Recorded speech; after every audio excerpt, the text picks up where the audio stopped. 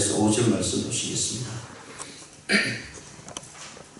욥기 1장 1절에서 5절 말씀까지 보시겠습니다.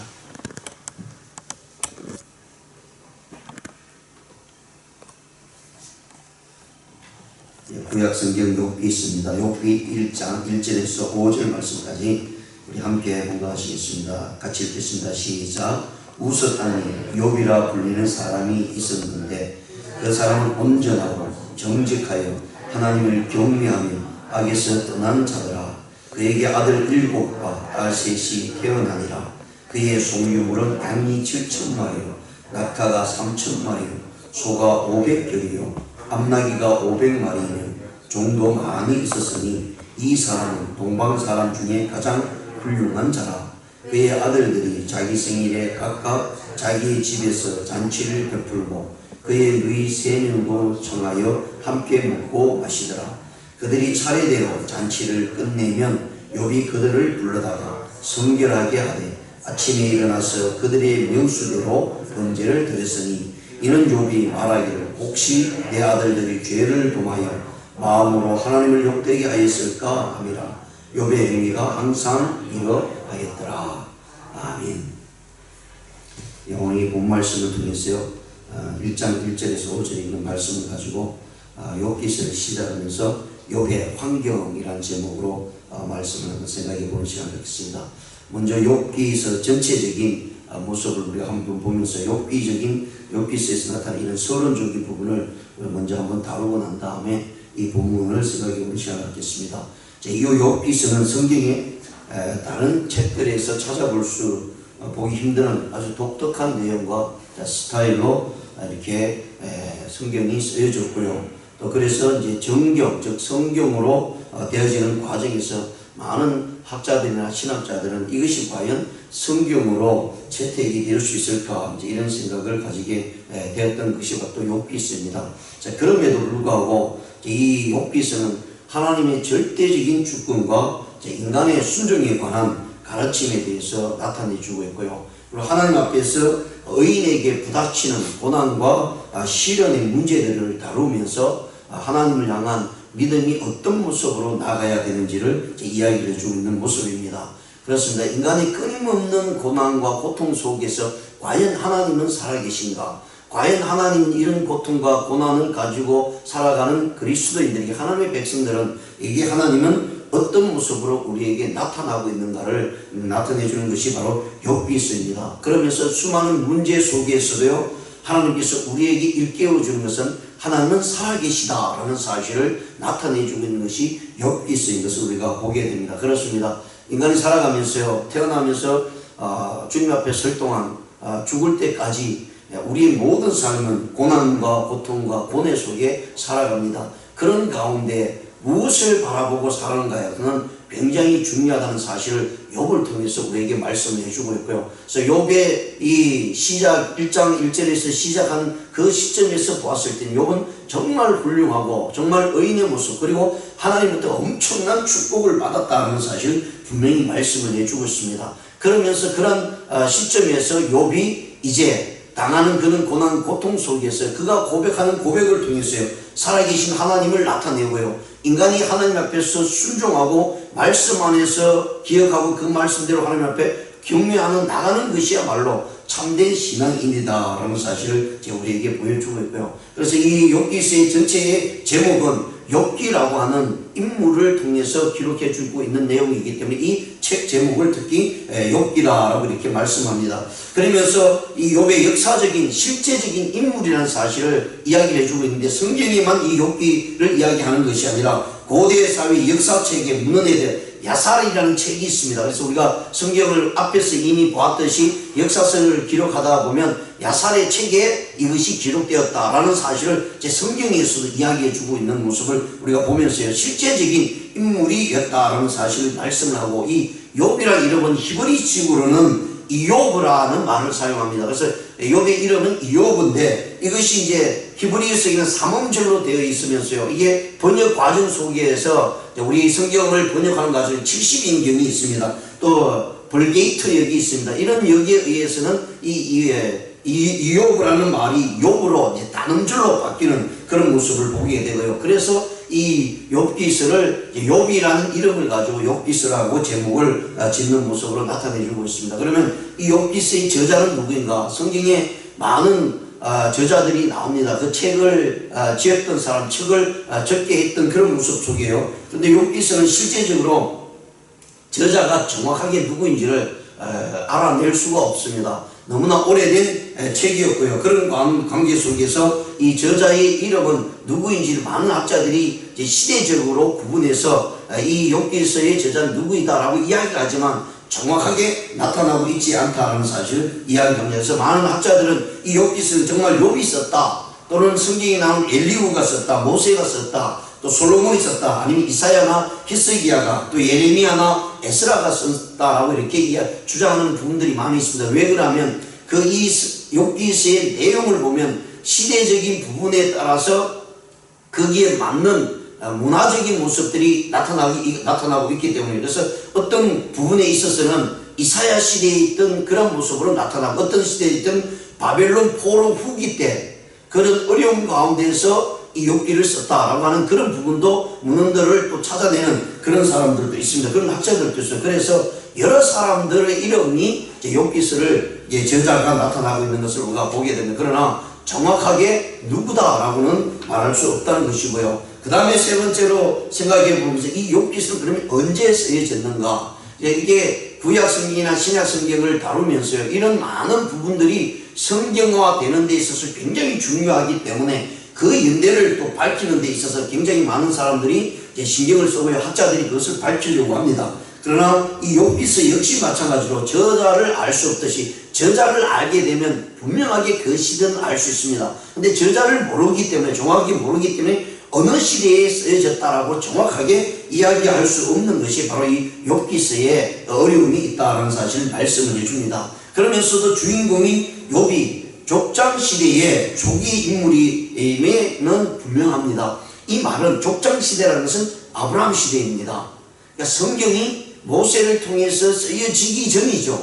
그러니까 모세를 통해서 쓰여졌다면 이 욥기서에 나오는 오늘 본문에서도 분명히 보여주고 있지만 모세 이후에 욥이 그 시대에 살았다면 분명히 하나님께서 모세를 통해서 율법을 통해서 말씀해 주시고, 또 하나님 앞에 나가서 예배를 드리거나 제사를 드릴 때 그 모든 과정과 순서가 질서가 있습니다. 그런데 욥기서 오늘 1장 1절에서 본 5절까지의 본 말씀을 보아도 욥이는 그런 시대에 살았던, 그 이후의 시대에 살았던 사람은 아니다라고 이렇게 이야기합니다. 그래서 결국은 이 욥은 족장 시대라는 것은 아브라함 시대죠. 그러니까 아브라함 동시에 살았던 사람이다 라고 이렇게 이야기합니다. 그러면 우리가 이런 생각을 가지죠. 분명히 하나님께서는 이스라엘 백성들을 통해서 또 고대 사회를 통해서 하나님 말씀이 전해지고요, 그리고 모세를 통해서 정확하게 말씀이 기록되게 했습니다. 그리고 아브라함을 통해서 이스라엘을 택하시고 하나님의 말씀이 주어졌다면, 그러면 그 이외의 사람들은 과연 하나님을 믿을 수 있는 시대에 살아갔던 사람인가, 이런 생각을 가지죠. 왜냐하면 하나님께서 집중적으로 아브라함을 택해서 하나님께서 이스라엘 백성, 즉 하나님의 백성을 삼겠다고 얘기했다면, 그 시대에 살았다면 그는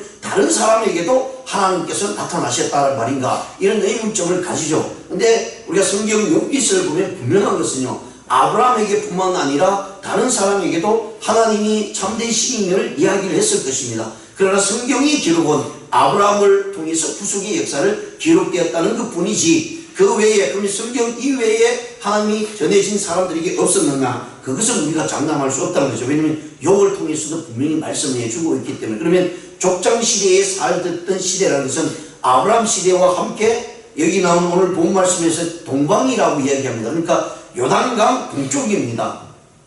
요단강 동쪽이고, 오늘 본문에서 우스 땅이다 라고 한 것은 요단강 동쪽에 있는 땅이죠. 그럼 우스 땅이는 우리가 잘 아는 대로 모압이나 암몬이나 이런 미디안 광야에 있는 그런 모습으로 동쪽으로 이야기합니다. 그러면 갈대아 우르에 있던 아브라함도 요단강을 중심으로 해서 동쪽 사람이었죠. 그러면 여기 나온 우스도 역시 마찬가지로 그 지역에 있던 사람이었다라는 사실을 이제 말씀을 해주고 있는 내용으로 이야기를 해주고 있습니다. 그래서 기록 연대는요, 정확하게 몇 년도에 기록되었다라고는 이제 말할 수 없습니다. 여러 가지로 이제 주장하는 시기가 있지만 정확하게 어떤 연대에 기록되었다라고는 이야기를 해주고 있지는 않기 때문에 우리가 정확한 연대는 알 수 없다는 사실이고요. 그 다음에 이 욥기서를 기록한 분명한 목적이 있습니다. 성경은 기록이 될 때 하나님의 뜻 가운데 그 성경이 왜 기록이 되었는가는 분명한 목적이 있다는 사실을 말씀을 해주고 있는데요. 이 욥기서는 먼저 하나님의 선하심과 공의로우심을 의심하는 자들에게 고난도 하나님의 섭리 가운데 있다라는 사실을 말씀합니다.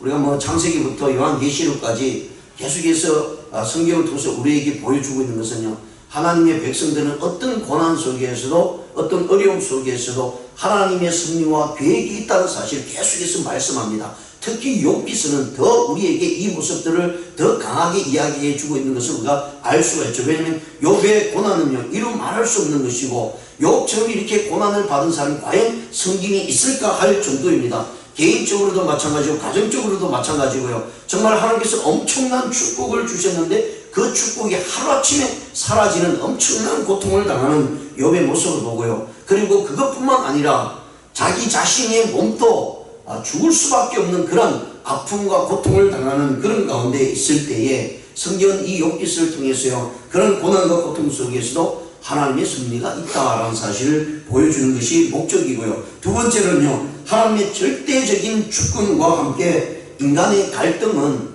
그 갈등으로 끝나는 것이 아니라 하나님 앞에 순종을 요구하고 있다라는 사실을 말씀합니다.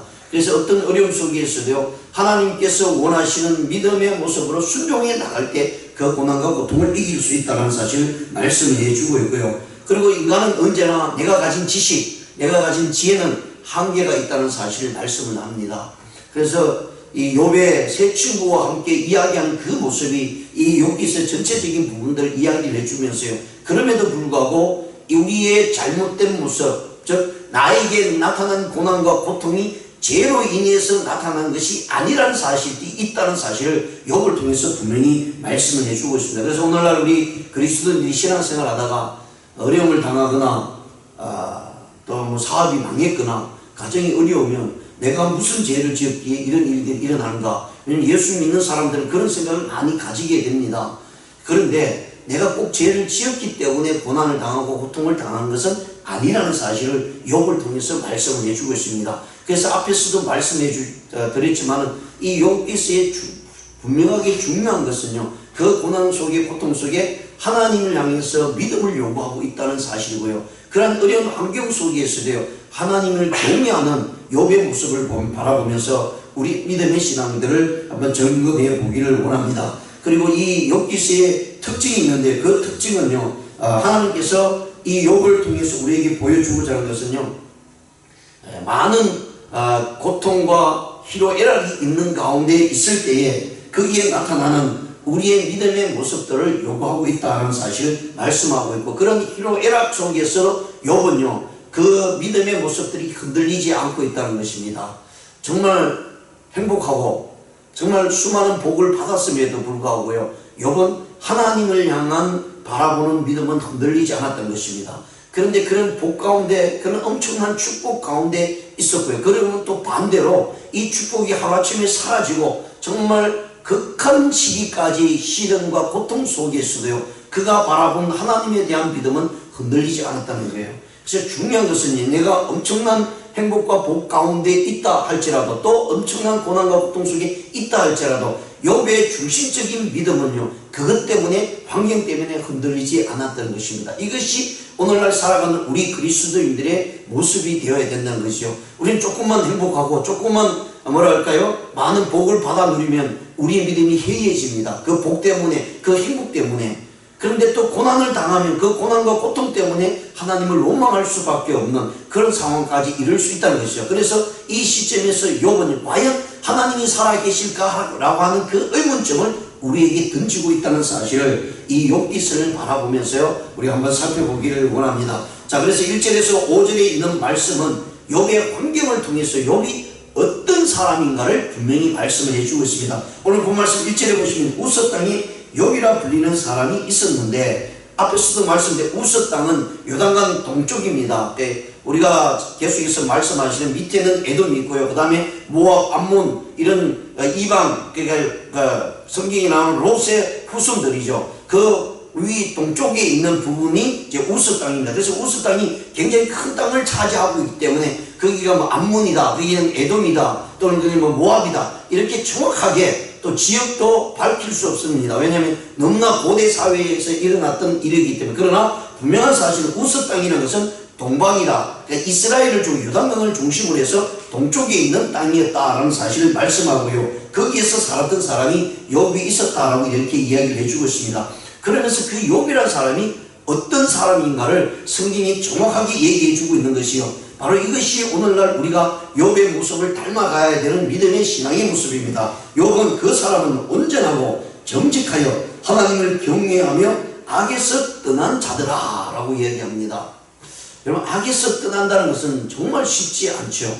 그러니까 우리의 생활 모든 삶 자체가 선과 악의 싸움입니다.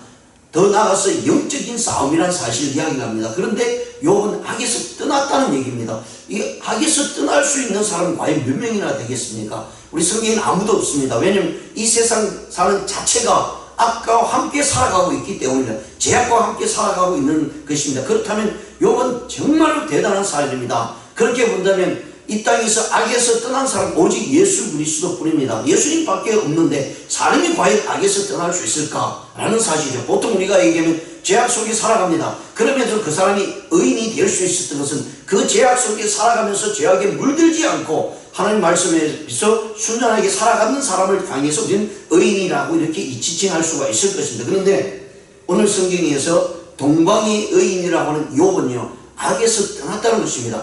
악과 함께 살아가는 그런 모습이 아니라 악에서 떠났다라고 얘기하면서 그는 온전하고 순전하고요, 하나님을 경외하는 사람이다 라고 이렇게 표현해 주고 있는 것을 볼 수가 있고요. 그런 사람이 어떤 가정을 이루고 살아가는가 라는 것은 굉장히 중요한 모습으로 나타냅니다. 왜냐하면 의인이었고 순전하고 그리고 하나님 앞에서 하나님을 경외하는 정직한 사람이라는 것은요, 뒤에 나오는 2절 9절에서 그가 그렇게 축복을 받을 수 있었던 이유에 대해서 1절에서 이야기해 주는 것 같습니다. 그러면서 그가 얼마나 부자였는가, 동방에서 가장 큰 부자였다라고 이렇게 말씀을 해주고 있는 내용입니다. 첫 번째 2절에 보시면요, 그에게 아들 7과 딸이 3이 태어나니라고 얘기합니다. 7이라는 숫자와 3이라는 숫자는 우리 성경에 굉장히 중요한 숫자로 나오고 있습니다. 뭐 굳이 숫자를 따지는 것은 아니지만요, 전체적인 성경의 내용을 보면 7이라는 숫자는 완벽한 완전한 숫자의 모습이죠. 하나님의 숫자의 모습으로 나올 때가 7자의 숫자가 주로 많이 나옵니다. 오늘날 우리가 일반적으로 생활할 때도요, 럭키 세븐이라고 얘기하잖아요. 이게 정말 행운의 숫자다, 이런 숫자를 이야기를 많이 할 때 7자를 이야기합니다. 그리고 여기서 아들 7이라는 것은 고대 사회에서는 특히 7이라는 숫자가 중요하고요. 거기 아들이 7명이 있다라고 하는 것은 모든 사람들로부터 이게 뭐랄까요, 선망의 대상이 되는 그런 모습으로 나타나는 숫자였다고 합니다. 그리고 딸이 3이라고 하는 것은 우리가 너무나 잘 아는데 이 3이라는 숫자도 굉장히 중요한 모습으로 나타나고 있습니다. 그래서 성경에서는 이 욥기서를 기록하면서요, 아들이 7이다, 딸이 3이라고 하는 숫자는 완벽한 모습으로 하나님께서 보호한다는 사실을 이야기해 주고 있는 뉘앙스를 가지고 기록된 것 같다는 사실을 볼 수가 있고요. 그러면서 3절에 보시면 실제적으로 그의 삶 가운데 나타나는 환경의 부를 이야기를 해주고 있습니다. 그의 소유물은 양이 7,000마리요, 낙타가 3,000마리요, 소가 500결이요. 여기 결이라는 것은 암수 하나를 한 결이라고 합니다. 그러니까 이제 소가 500결이라는 것은 1000마리라는 얘기입니다. 그리고 암나귀가 500마리면 종도 많이 있었으니 이 사람은 동방 사람 중에 가장 훌륭한 자라라고 말씀합니다. 그러면 족장 시대 때 살았다 그러면, 그래서 아브라함 시대 같은 시대인지는 잘 모르지만 그 아브라함도 하나님께서 일방적으로 택해서 하나님의 믿음의 조상으로 삼았던 그런 모습을 보면, 그러니까 욥도 그 같은 동시에 살았던 사람이라면 그러면 욥이 얼마나 대단한가를 우리에게 보여주고 있고요. 그러면 그 시대 전체를 아우러서 봤을 때 그 동방에 있어요, 가장 훌륭한 사람이다 라고 이렇게 성경에서 지칭해 주고 있습니다.